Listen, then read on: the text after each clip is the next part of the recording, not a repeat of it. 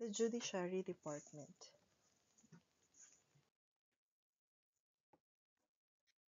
Section 1. The judicial power shall be vested in one Supreme Court and such lower courts as may be established by law.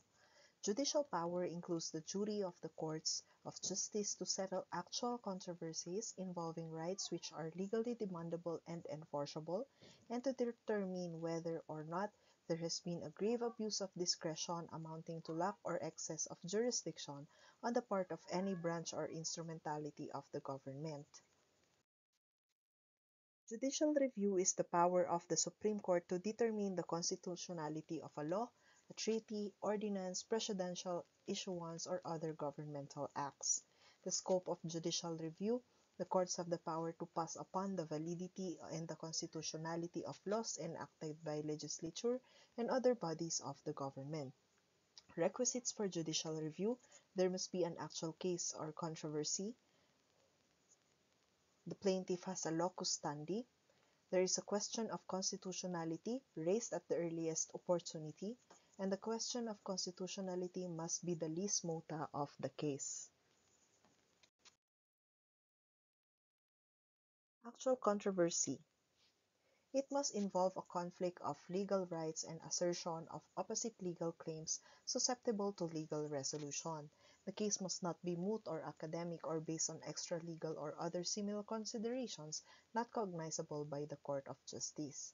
There must be a contrariety of legal rights that can be interpreted and enforced on the basis of existing law and jurisprudence.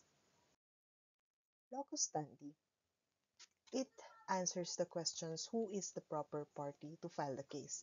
That is, one who has sustained or is in immediate danger of sustaining an injury as a result of an act complained of. Requisites: to have a legal standing, one must show that he has suffered some actual or threatened injury as a result of the allegedly illegal conduct of the government, and the injury is fairly traceable to the challenged action, and finally that the injury is likely to be redressed by a favorable action. Earliest opportunity: constitutional question must be raised at the earliest possible opportunity, and how to raise that constitutional issue: generally it must be raised in the pleadings, except in criminal cases, that it may be brought at any stage of the proceedings according to the discretion of the judge, via trial or appeal, because no one shall be brought within the terms of the law who are not clearly within them, and the act shall not be punished when the law does not clearly punish them. And in civil cases, it may be brought any time if the resolution of the constitutional issue is inevitable in resolving the main issue. In every case, when the jurisdiction of the lower court is in question, except when there is estoppel. Lis mota of the case: the constitutional issue must be the lis mota of the case, and lis mota means that the cause of the suit or action. As long as there are other bases which courts can use for decision, constitutionality of the law will not be touched. Thus, courts should refrain from resolving any constitutional issue unless the constitutional question is the lis mota of the case. Limitations of judicial review: the court will not pass upon the constitutionality of a legislation in a friendly, non-adversary proceeding, declining because to decide such questions is legitimate only in the last resort, and as a necessity in the determination of real, earnest, and vital controversy between individuals. The court will not anticipate a question of constitutional law in advance of the necessity of deciding it, and the court will not formulate a rule of constitutional law broader than is required by the precise facts as to which it is to be applied. The court will not also pass upon a constitutional question, although properly presented by the record, if there is also present some other ground upon which the case may be disposed of. Note that if a case can be decided on either two grounds, one involving constitutional question and the other question statutory construction or general law, the court will decide only the latter, the statutory construction or general law.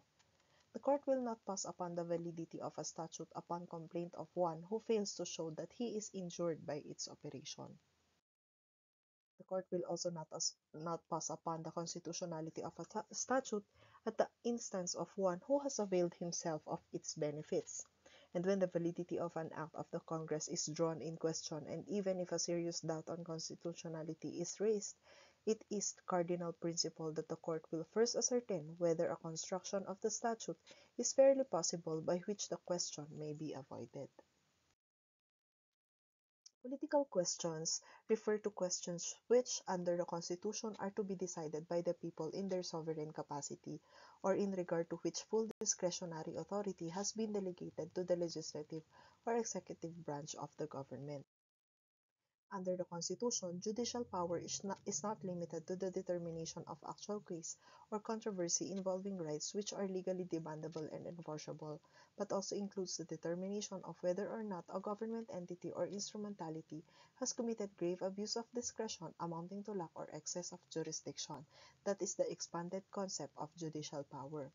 Thus, even if the issue pending before the court can be technically considered as a political question, the court may take cognizance thereof if the challenge imputes a commission of a grave abuse of discretion amounting to lack or excess of jurisdiction on the part of the respondent government unit or instrumentality.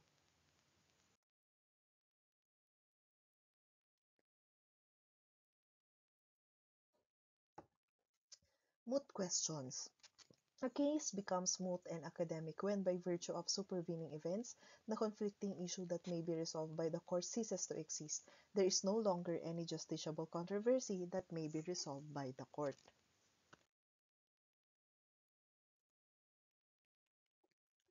Generally, the judiciary cannot resolve moot cases and should dismiss it on the ground of mootness, except when there is grave violation of the Constitution, the exceptional character of the situation, and the paramount public interest is involved. When the constitutional issue raised requires formulation of controlling principle to guide the bench, the bar, and the public, and the case is capable of repetition yet evading review. While it is true that the court may assume jurisdiction over a case that has been rendered moot and academic by supervening events, the following instances must be present. There is grave constitutional violation. There is an exceptional character of the case. There is paramount public interest. The case represents an opportunity to guide the bench, the bar, and the public, and the case is capable of repetition yet evading review. Operative fact doctrine. The effect of an unconstitutional law or government act. Generally, an unconstitutional law produces no effect, except under the operative fact doctrine that while the unconstitutional law remains unconstitutional, but the effects of the unconstitutional law prior to its judicial declaration of nullity may be left undisturbed as a matter of equity and fair play. When is this doctrine applicable? In the higher interests of justice, equity, and fairness, the doctrine applies to acts and consequences that resulted from the reliance not only on a law or executive act, which is a quasi-legislative in nature, but also on the decisions or orders of the executive branch, which were later nullified. When is it not applicable? It does not apply when there is no reliance by the public in good faith upon the invalid law, and the doctrine does not apply when no inequity or injustice would arise.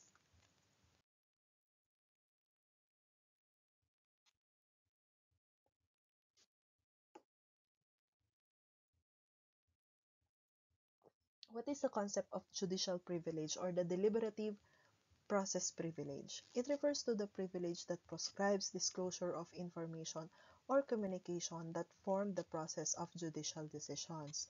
It covers Uh, it covers confidential matters which refer to information not yet publicized by the court, such as raffle of cases, actions taken in each case in court's agenda, and the deliberations of the members in court sessions on case matters pending before it. It is not exclusive to judiciary. The deliberative process privilege also applies to other branches of government on account of the principle of separation of powers. Appointments to the judiciary. Qualifications of members for the Supreme Court Justice. He must be a natural-born citizen of the Philippines, at least 40 years of age, must have been 15 years or more as a judge of a lower court or engaged in the practice of law in the Philippines, has proven competence, integrity, probity, and independence. For a Court of Appeals justices, natural-born citizen of the Philippines, at least 40 years of age, must have been for 15 years or more a judge of a lower court or engaged in the practice of law in the Philippines, and has proven competence, integrity, probity, and independence. The same. For regional trial courts, natural-born citizen at least 35 years of age for at least 10 years have been engaged in the practice of law in the Philippines or has held public office in the Philippines requiring admission to the practice of law as an indispensable requisite and has proven competence, integrity, probity, and independence.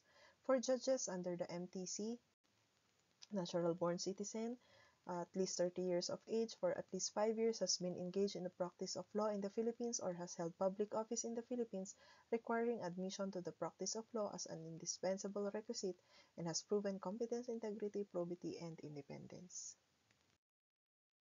Composition. The ex officio members. Chief Justice as an ex officio chairman of the Judicial and Bar Council, the Secretary of Justice, and one representative of the Congress. Note the word Congress used in this article is used in its generic sense. Only a singular representative may be allowed to sit in the Judicial and Bar Council from either the Senate or the House of Representatives. The 7-member composition of the JBC serves as a practical purpose, that is to provide a solution should there be a stalemate in voting. The regular members, representative of the IBP, professor of law, retired member of the Supreme Court, and a representative of the private sector. The Secretary ex officio is the clerk of court of the Supreme Court who shall keep a record of its proceedings, not a member of the Judicial and Bar Council. In the absence of the Chief Justice because of his impeachment, the most senior justice of the Supreme Court, who is not an applicant for Chief Justice, should participate in the deliberations for the selection of nominees for the said vacant post and preside over the proceedings pursuant to Section 12 of Republic 296 or the Judiciary Act of 1948. Powers of the JBC. They recommend appointees to the judiciary and may exercise such other functions and duties as may the Supreme Court assign. Note that judges may not be appointed in any acting or temporary capacity as this would undermine the independence of the judiciary. Supervisory authority of the Supreme Court over the JBC. A Judicial Bar Council is hereby created under the supervision of the Supreme Court. The supervisory authority of the court over the JBC covers overseeing of compliance with its rules. The supervisory power, when contrasted with control, is the power of mere oversight over an inferior body. It does not include any restraining authority over such body.